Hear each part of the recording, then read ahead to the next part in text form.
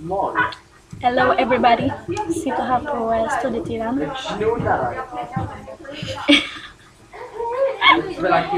Linus.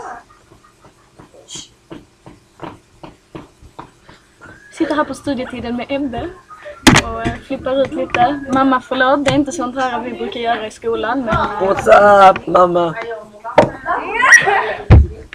Ebbe hälsar.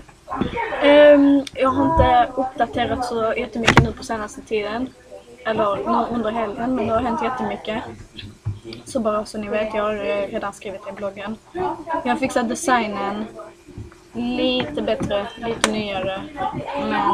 Men den ska inte vara så håll ögonen öppna. Broder, jag har sneat. Och nu ska jag presentera Ebbe.